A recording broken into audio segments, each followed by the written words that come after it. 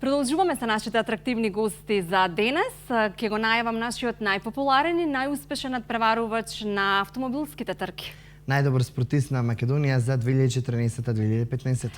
Како во книгата Јади, мули се и уживај, тој вели ужива во Италија, каде неудамна ја усвои втората награда на патеката Имола. Тој вети дека уште многу долго македонското знаме ќе се вее по европските тркачки патеки. И токму од тркачките патеки пристигна и во нашето студио. И тоа директно, на голема благодарност што си тука заедно со нас. Иđe Степановски. Како си? Здраво, одлично. Мило ми е и чест што ќе бидам ваш гостин денеска. Нас Ти уште благодараме подраго. уште помило. Ви благодарам. Слободно можеш да се сместиш.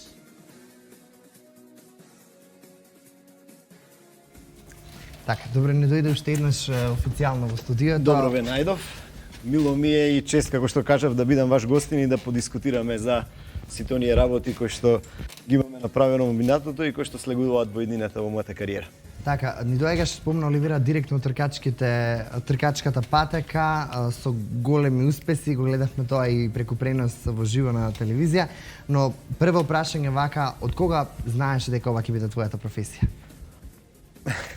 Многу пати сум кажал, уште од кога знам за самиот себе, уште како дете, јас и мојот постар брат чекориме во светот на брзината, почнувајќи со оние југовци и фиќовци на почетокот и ете, стигнавме до 2 европски титули, најдобри во Европа.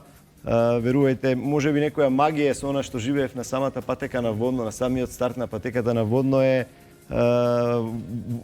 тој дел е волшебен за автомобилистите, можам да кажам, бидејќи сите автомобилисти во Македонија 90% се од таму потекнуваат од таа населба и едноставно неизбежно беше да ја и мојот брат се втурнеме во светот на брзината и еве до ден денес активно бавење со автотрките. Потребен е адреналин. Впрочем, потребен е адреналин за се, меѓутоа во тркањето најмногу.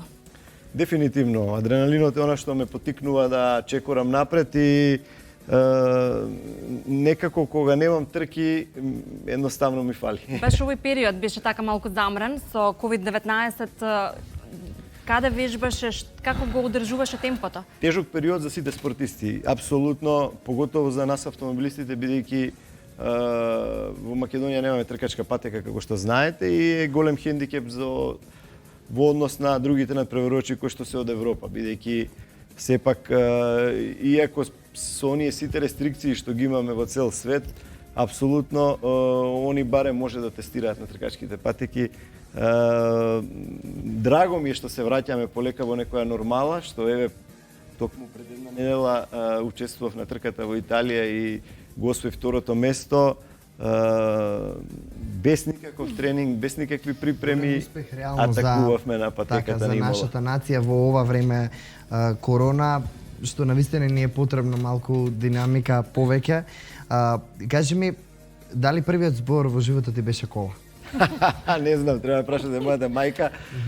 Но некако сум поврзан со автомобилите, бидејќи нашиот фамилиарен бизнис е околу автомобилите, продажба на резервни делови за автомобили и сервис исто за возила и едноставно целиот живот ми е околу автомобилите и можам да кажам дека додека сум жив ќе се бавам со тоа, со автомобили и со спортот. Да не беше спортист, што ќе беше? Не верувам дека би бил нешто друго. Продавач на резервни делови. Па може би и тоа, да. Кажи ми, кога возиш, на што мислиш? Само на трки, на што побрзо да ги поминам сивоците и едноставно да направам подобро време. Малце е чуден тој аспект, не можам да го доловам према гледачите, бидејќи кога ќе влезам во автомобилот сум сосема друга личност, се исклучувам апсолутно скроз.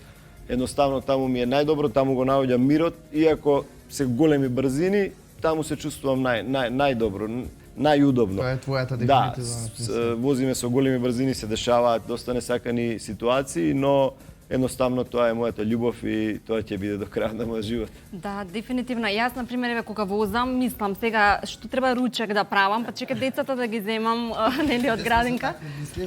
Така. Тоа кај мене го нема, тоа е едноставно се борите со стотинки, со илјадитинки, возите со најдобрите надпреварувачи во светот и едноставно размислување за тие работи нема, само гледате да направите што помали грешки во текот на возењето, да направите што подобро време и подобар пласман. Како се греши во тркањето? Па има многу, може да се десат многу случаи. Верувајте, при брзини од 280 км на час треба да застанете на адекватна позиција, да закочите, да се наместите на кривина, ред други работи кои што треба да се склопи секој тој детал за да имате стварно маестрален круг, да се извади стварно маестрален круг. Бидејќи, како што кажав, позади тие тимови со кои што се преварувам, стојат огромни тимови, големи инженери, кои што им го прераскажуваат секој детаљ од стазата, каде добиваат или губат и многу е тешко да ги победите. Како е повеле? Колкава е, тоа го начнавме на почетокот на емисијата како тема, колкава е конкуренцијата во време на корона? Дали Можам да кажам дека видете, јас сакам, мислам, мојот тим заедно одлучивме да настапуваме оваа година во ТЦР Европскиот шампионат, што е едно од најдобрите надпреварувања. Но со она што искочи со целата ситуација поради корона кризата, не беше дозволено влегување во одредени земји и едноставно се насочивме кон италијанскиот шампионат. И интересно е што токму сите најдобри италијански автомобилисти се насочија во нивниот шампионат. И верувајте дека оваа сезона е стварно една од најтешките сезони со највише конкуренти, бидејќи сега, мислам, во Имола бевме околу 25 или 6 надпреварувачи, што на следните трки се најавени и до 30-тина. 30 надпреварувачи, најдобрите надпреварувачи од Италија, значи луѓе кои што се платени да возат, кои што им е работа и обврска тоа да го прават, ги победија. Тоа е голем успех, напоменав, за Македонија и многу ни е драго што си токму затоа тука, како наш секако првак ќе бидеш каде и да одиш. Така е. Европа ја газиш. Дали размислуваш за светска слава? Дали се гледаш себе си во формула, можеби? Па, видете, можеби сум единствениот на Балканот што има лиценца за Формула 1. Бидејќи со оние две европски титули што ги имам направено, ги добивате ранг на лиценца. И мислам дека сум единствениот кој што има освоено, кој што има добиено таа лиценца за Формула 1. Меѓутоа, тоа е многу далеко од нас. Верувајте, буџетот на Формула 1 во моментот е можеби колку е буџетот на нашата Република Македонија. Така. И сме далеко од тоа. Можеби некоја иден мој план е светскиот шампионат, но како што кажав, тоа се сериозни пари без поддршка од државата на национално ниво. Многу тешко дека ќе го оствариме со моите спонзори. Се вложували во автомобилизмот во нашата земја?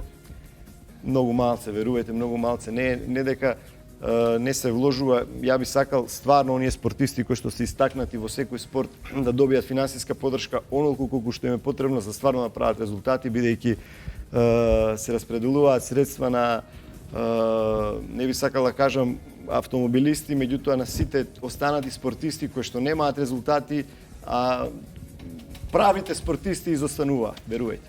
Така, на самиот крај, она што го видеа гледачите на самиот почеток на емисијата, промотивното видео во време на полициски час, ти го помина поголемиот дел од Скопје. Што те мотивираше тоа да го направиш, тој мини проект, да кажеме, кој на вистина на некој начин сите оние кои го видеа може би добија една енергија во себе во оваа корона. Видете, тежок период за сите нас, апсолутно. Тоа беше период кој што улиците беа празни, верувајте дека не би сакал никогаш да се повтори. Верувам дека никој не би сакал да се повтори. Едноставно, ајде јас и мојот тим сакавме да дадеме некој допринос и почит кон оние што беа на првите борбени редови во тој момент. Здравствените работници, полицијата, армијата, пожарникарите во одредени моменти. Така да, ете еден мал почит кон нив дека можеме заеднички да искочиме од ова како И ќе искочиме, да. Верувам како мално голем за јавноста. Морам да прашам, уште едно прашање пред да се одјавиме, затоа што нема да можам да заспиам вечер. Кои се подобри возачи, мажите или жените? Во кој сте подобри, еве признавам, ама апсолутно и жените и мажите. Верувајте дека има доста надпреварувачи тркачи кои што се од женскиот пол и стварно им завидувам на брзината која покажуваат. И ме радува што жените одат напред во светот на сообраќајот, во светот на брзината и се надевам дека за брзо време ќе бидат изедначени пата-пата. И ќе ти благодариме што го сподели ово местрално попладно заедно со нас и што на вистина дојда директно во вистинска смисла Буквално на од зборот улица на од тркање овде кај нас во Ви студио. благодарам и вас, чест ми беше што бе ваш гостин, се надевам дека ќе имате успешна емисија, успешна сезона и се надевам дека ќе разговараме во иднина за поголеми успеси како на тркачки план, така и на приватен Те маршрут. чекаме во следна прилика. Ви благодарам.